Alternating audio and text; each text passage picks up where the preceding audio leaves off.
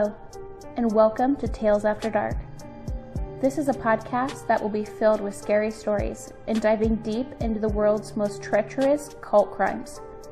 Many of the paranormal and let's not meet scary stories heard here are from articles I have found on Reddit. Author information and usernames will always be included in the show notes below each episode. To submit a terrifying tale of your own, please email stories.talesafterdark@gmail.com and make sure to follow /TAD podcast on Reddit for Tales After Dark fan subreddit information. This show is brought to you by the MW Network and produced by me, your host, Emma Dawn. Do you have a podcast or show idea of your own? For more information on the MW Network, visit themommywines.com. Tales After Dark is made possible by our sponsors, the Home Bookkeeper Masterclass. Looking to create a life of balance and financial freedom? Check out how I was able to ditch the 9-to-5 grind and spend more time creating and doing the things I love by becoming a home bookkeeper. More information on the Home Bookkeeper Masterclass can be found on my company website, edjconsultinggroup.com, under Resources. Zaya Active. What's better than curling up in a nice pair of leggings and your Tales After Dark merch sweatshirt and listening to a spooky tale? In my completely biased opinion, not much. Visit myzaya.com/EmmaDawn for premium and affordable men and women's active and loungewear, and make sure to check out the Tales After Dark merch store on teespring.com. If you are a brand and would like to sponsor the Tales After Dark podcast, please get in touch at stories.talesafterdark@gmail.com. Now let's get into today's episode. Hi everyone, and welcome back to another scary story here at Tales After Dark. I am your host, Emma Dawn, and today I have a story from Let's Not Meet. This one is, I thought he was going to push me off the roof. I'm very intrigued.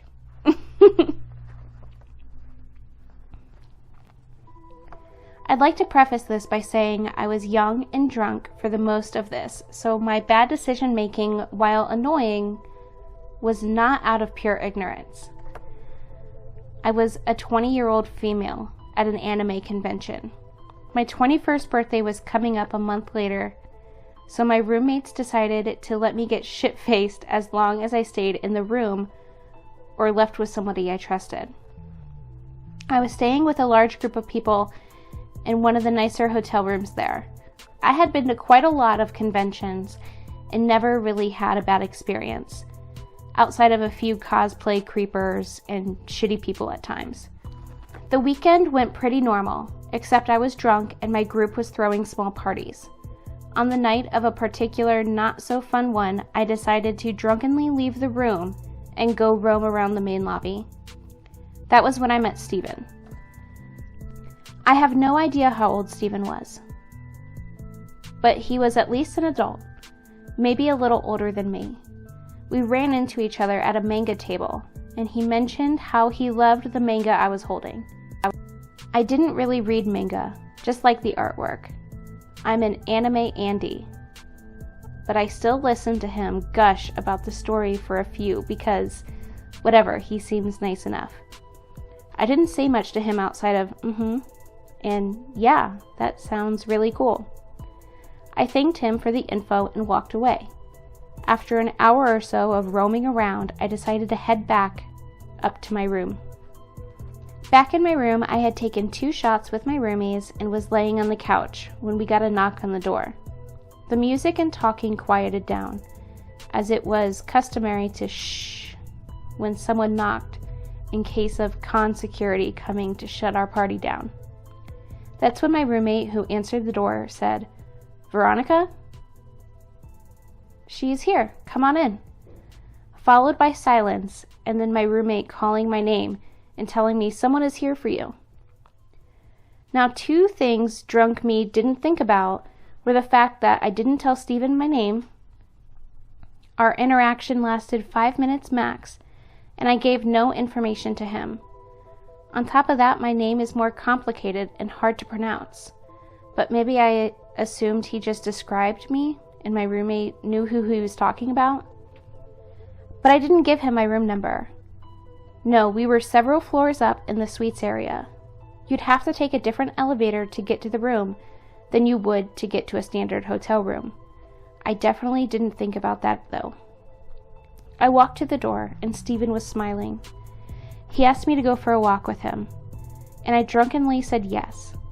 I mean, he's just an awkward anime dude who just wanted a friend to hang out with.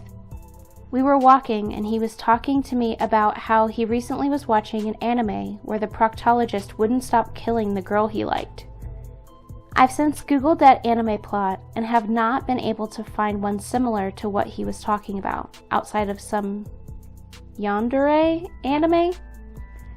I got a little creeped out as the hall was empty and we were walking with no plan of where we were going. He then began to talk about his favorite serial killers, how he was a huge crime junkie, and how he followed a lot of cases. A big red flag went off in my head, and I decided it was time to try to go back to my room. But then he stopped walking and stared at me. I know a really cool spot we can go. If you take the staff elevator, you can go all the way to the top of the hotel.